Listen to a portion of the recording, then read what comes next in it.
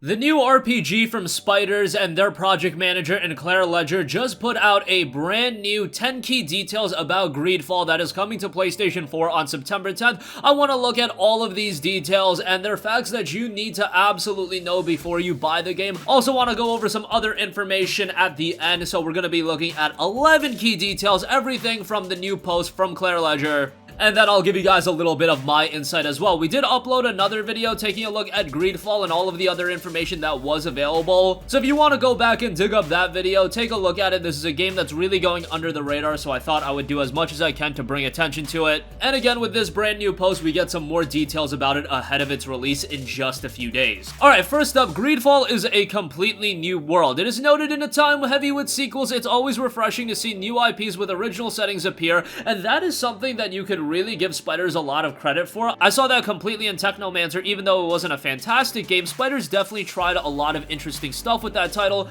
Some of the stuff worked out, some of it didn't. Whenever you try to do unique things in a game, some things are gonna hit, some things are gonna miss, but now since they have that experience parlaying into Greedfall, hopefully it's a lot more hits than misses with this one. The world of Greedfall is inspired by 17th century history and the sense of wonder and exploration that permeated society due to new discoveries in countless fields. The game has echoes of colonial themes, yet it doesn't mirror history in this respect. What happens is up to you. The world of Greedfall is full of different people and factions, quests and creatures, and everything has a history and a reason for being there. Whether you delve into these mysteries or not is your choice. Number 2, Tierfrade is an island full of promises. In Greedfall, you embark from the old continent to the island of Tierfrade, the new world full of wilderness and new environments to explore. Some of the environments that you will tackle, forests, mountains, swamps, and cities will draw you in, but keep an eye out for the many strange creatures that prowl there. And as for seeing the gameplay, we see that a lot of interesting enemies are in the game as well, so that's gonna be another element to tackle as well. Desardet is your hero. You are Desardet, a noble on a journey to find a cure for the Malachor, a deadly disease ravaging the continent. To do this, you travel to the island as a diplomat for the merchant congregation. A deep character creator exists to make the main character your own hero. Pick your gender, origin, look, and clothing, as well as your starting talents and skills. Number 4, companions are important. In Greedfall, there are 5 core companions which you can take on your journey, 2 of which you can have in your party at once. Each with their own archetypal style, they will help you out in combat and on diplomatic missions. They obviously all have their own opinions and faction they are linked to.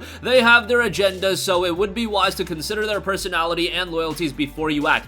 Develop your relationship further and perhaps your friendship will blossom into romance, so that is going to be an element in the game. And as far as building these relationships, it does look like there are 5 core characters. It also notes explore a land trapped in conflict and fragile peace. A long history of domination has ruled the old continent and now endangered Tierfrade. Conflicts between factions are not unusual, and these also threaten native clans who used to live in harmony. Some factions have been at war for ages while peace between others hang by a thread. Faith, economy, and culture all affect the diplomatic game, and it's up to you how you tip the scales in any particular direction. So when I've been talking about Greedfall, I've always been reiterating that there is a lot of choice, there is a lot of option to the game, and a lot of that choice and option is particularly regarding the gameplay, how you design your character, the skills you take on, so on and so forth. However, all of the options and decisions you make throughout the main story of the game is also going to have direct impact into what happens, so that is something to be very mindful of as well. And in Greedfall, all of that does look rather compelling, and as is the case with any game that offers you a litany of decisions to make, that's also going to make the game rather replayable, meaning that you could probably spend quite a bit of time with the game as well, so that's cool. Speaking of decisions, the decisions you make are going to lead to something, and number 6, there are multiple endings. Choice is one of the main pillars of Greedfall. Approach quests in various ways depending on what talents you choose, and consider the possible results of your actions, since they can affect the world around you and people's perception of you,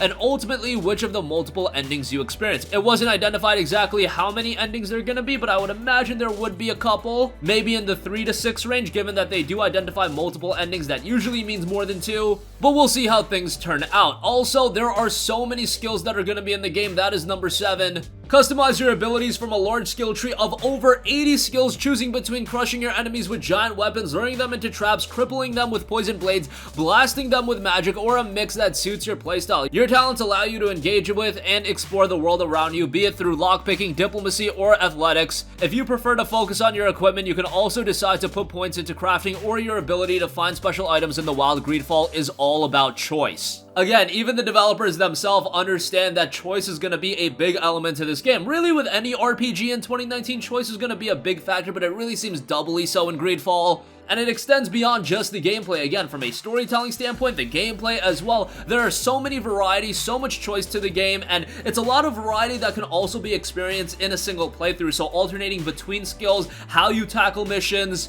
and all of that good stuff is going to be variable throughout the course of the game. Okay, next up, magic is also going to be a big element of the game. The world of Greedfall is steeped in magic. Some people, including you, channel it through the use of special rings, of which there are many kinds, giving access to various spells. Some spells don't require the rings, however, such as stasis, which briefly locks foes in time. Although you are familiar with magic, the island of Tierfrade is ripe with strange power unheard of in your homeland. Magic varies depending on where you are from. On the old continent, magic is centered around light and shadow, whereas the island's magic is rooted in nature and holds a mysterious connection to some of the strange creatures that prowl the island. Number 9, difficulty changes everything. This is another major element in regard to how you tackle Greedfall. Greedfall encourages you to play your own way. There are 4 game difficulties that significantly alter the kind of experience you can expect. On one end, you have the more story-driven experience focusing on the characters and diplomacy over combat, and on the other hand, you have a more combat-focused mode for stat heads and RPG experts. I absolutely love this in RPGs. If a developer thinks that offering a variety of different difficulty options isn't going to affect the integrity of the game, and especially one that is story-driven like Greedfall, give us the option to play the game the way we want it. We've seen this with other games. Death Stranding is employing it. We've seen it in a game like Vampire, where if a game is more story-driven and you want to go through the game and be more focused on the story, well, you can do that. If you want to be more focused on the combat, you can do that as well. All of those elements are going to be into the game, and that is going to allow you to tackle the game exactly how you want to. And again, adding to that overall variety and options that the game offers, it really starts from the get-go where you do select your difficulty, and that is going to change the entire context of the game and how you play the game from a gameplay standpoint. And lastly, number 10, crafting is going to be a huge element in the game. Put points into crafting and you will be able to customize and enhance several aspects of each piece of equipment, from blade to hilt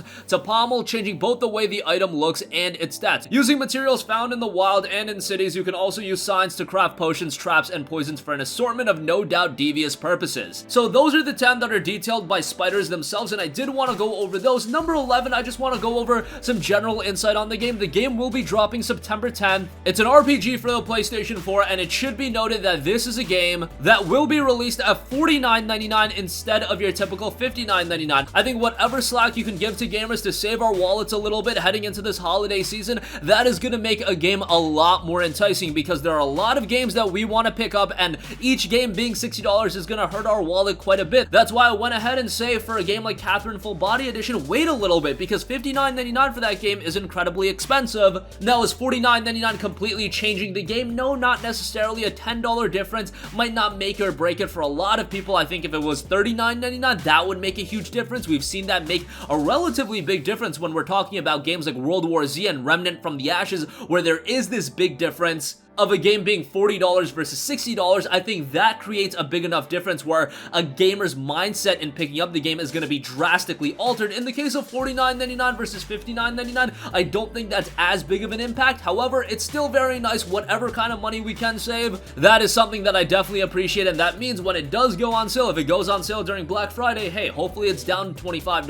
or $30, and it's going to be an even more palatable pickup, even if you don't buy it day one. The fact that we can get it hopefully as soon as possible for a relatively decent price, that is going to make it all the more enticing of a pickup. And again, for those of you that want it day one, it will be out September 10th. But as I've reiterated, I know a lot of you guys are playing Monster Hunter World Iceborne today. As of the recording of this video, it's September 6th. Iceborne just dropped September 13th. We have Borderlands 3 right smack in the middle of that. We have the release of Greedfall, a game that I am very interested by, but I'm curious to see how the overall impact of this game commercially is going to be affected by those two juggernaut of releases. Nonetheless, hopefully the game does find a fan base, and hopefully this is the game that really puts Spiders on the map as an RPG development studio. We need more of those. We need more compelling RPGs, and hopefully Spiders is put on the map by this one. That's going to conclude this one. If you do want to read everything for yourself, I'll leave a link to the PlayStation blog in the description box down below where you can go over everything. And in the case of Greedfall, there is a brand new launch trailer that dropped today as well, so that you can check out. That's embedded in the blog post as well, so all of that is together, so good stuff there.